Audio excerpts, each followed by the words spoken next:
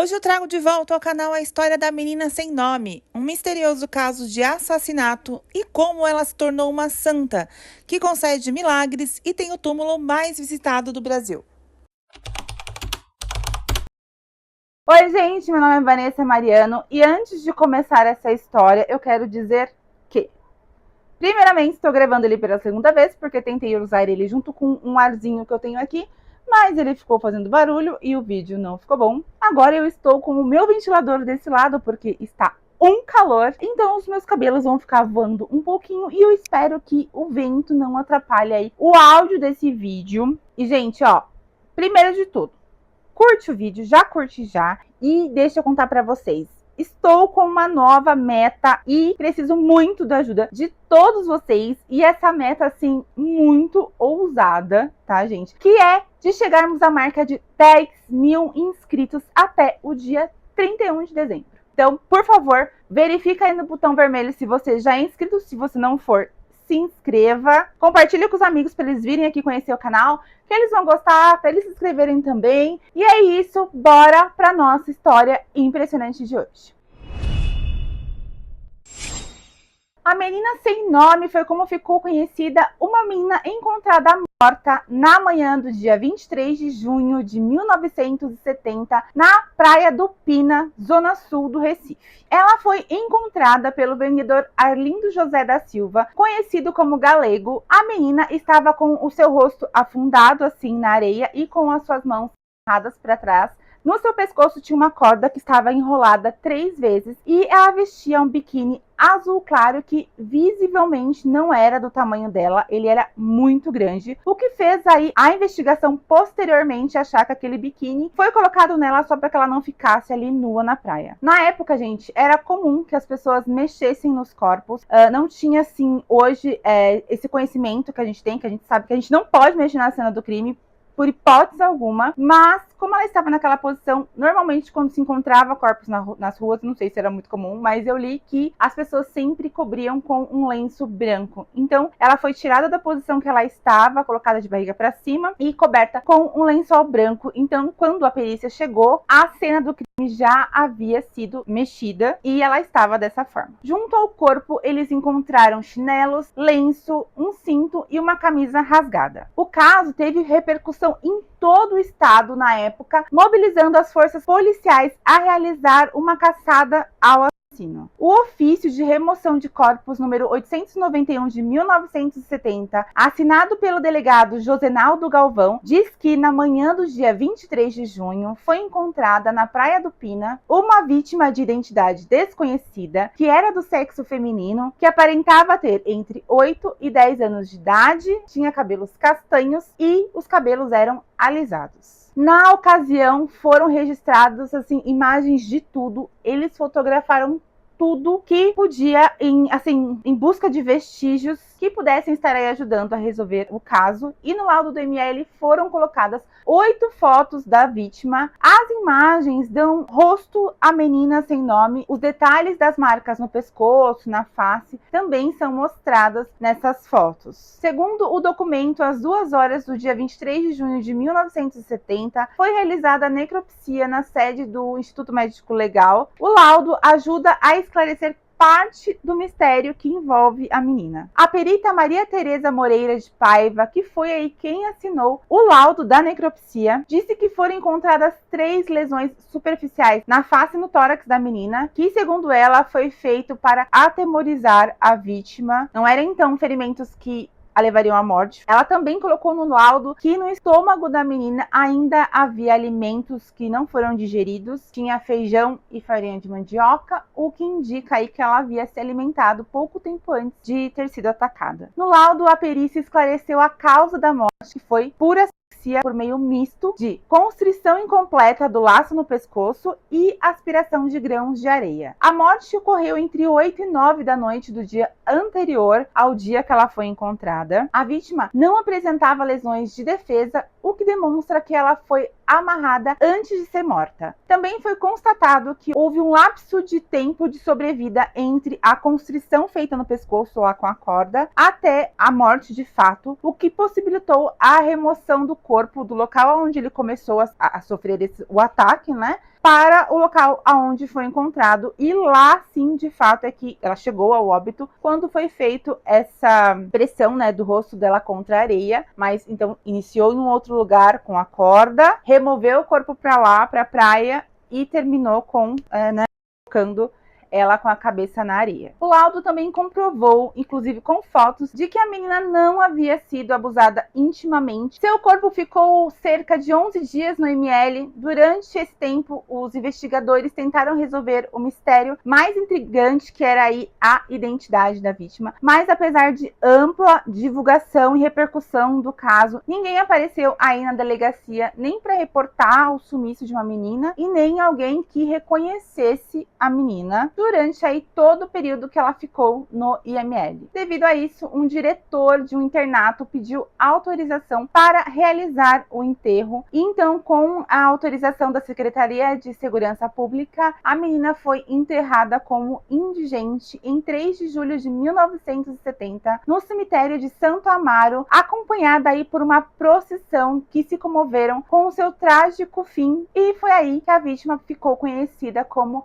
a menina sem nome. Gente, o vendedor Arlindo, que foi quem aí encontrou ela na praia, chegou a ser preso como suspeito de ter cometido o crime. Isso porque a polícia encontrou 2 dias depois na casa dele uma calça suja de sangue. Porém, o Arlindo foi solto menos de uma semana depois do crime, quando os policiais prenderam um mecânico chamado Geraldo Magno de Oliveira, de apenas 22 anos, que confessou o assassinato da menina. Em seu depoimento, Geraldo conta que sempre via a menina perambular sozinha pela Praia do Pina e que ofereceu 5 cruzeiros para que ela passasse a noite com ele, e ela aceitou. O assassinato, segundo o mecânico, ocorreu porque ela teria chamado ele de vigarista e de velhaco, porque ele não entregou o dinheiro para ela como tinha sido combinado. O mecânico disse estar arrependido de ter cometido o crime e falou que preferia morrer a ficar conhecido como um assassino de crianças. Ele ficou preso em prisão preventiva e meses depois ocorreu o seu julgamento, porém ninguém queria fazer a defesa do Geraldo. Então foi chamado às pressas o advogado Eurípides Tavares de Melo Filho para fazer a defesa do monstro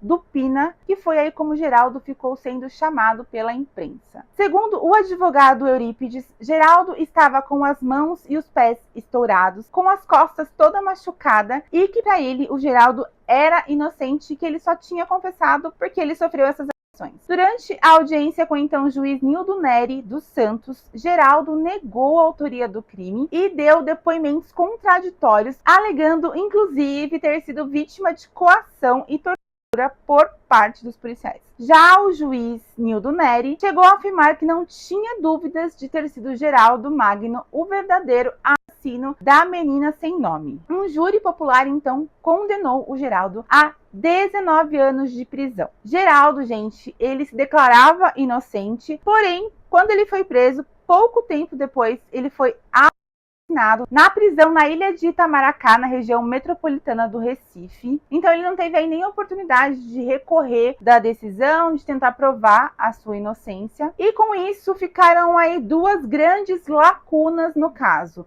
Uma, que é o fato do réu julgado se dizer inocente e que só confessou porque ele foi torturado e que queria provar sua inocência, mas infelizmente foi morto. Então fica aí a incerteza se realmente foi ele que cometeu o crime. E a outra lacuna é a identidade da menina, que continua sem nome. E esse caso, gente, poderia acabar por aqui, como tantos outros casos de pessoas que são enterradas como indigentes.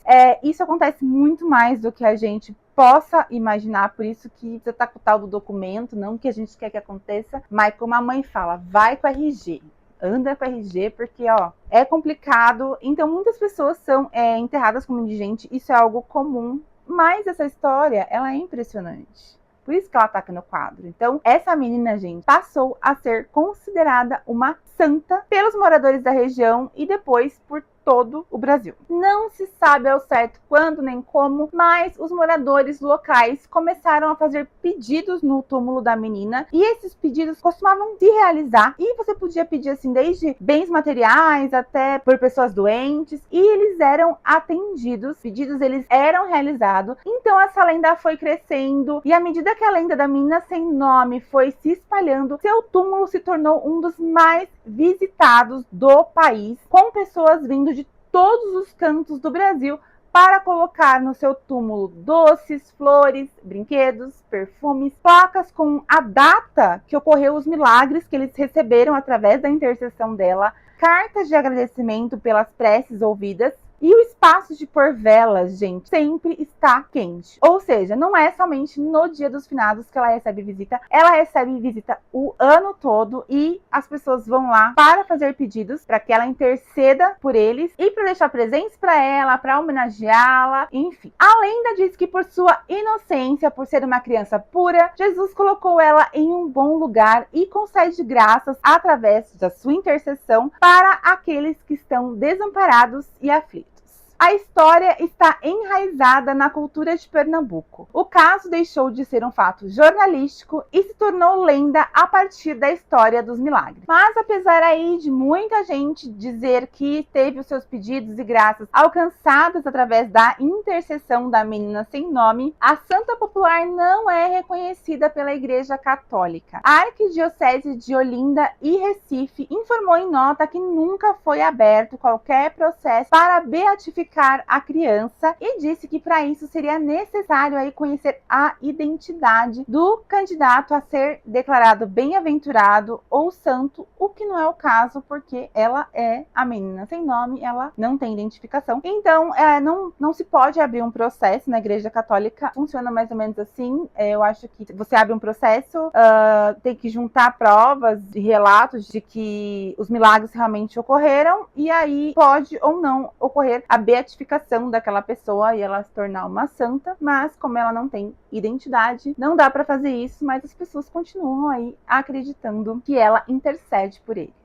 Utilizando inteligência artificial, fez uma imagem de como ela seria agora, que estaria aí com mais de 60 anos. Muitos casos antigos estão sendo resolvidos, principalmente nos Estados Unidos, por meio do DNA. E se fosse feita uma exumação do corpo, seria sim possível coletar DNA, mas aqui no Brasil, infelizmente, nós não temos um banco de DNA para que pudesse aí fazer a comparação com o DNA dela. Então, assim, até daria para ter o DNA dela, o que eu acho que já deveriam fazer e deixar guardado, porque se aparecer alguém, você compara, né? Nos Estados Unidos, gente, muitos casos estão sendo resolvidos assim, coletam o DNA e comparam com bancos de dados de laboratórios que fazem exames de DNA. Aqui no Brasil, eu vi na entrevista que é possível fazer a coletagem do DNA dela, mas que não teria com quem comparar. Então, eu acredito que não tenha um lugar assim onde tenha um banco de dados, e também não sei se daria para estar convocando aí as pessoas da época, não sei, alguém que possa considerar parente, enfim. Mas sim dá para retirar o material de DNA, e se houvesse com quem comparar, com certeza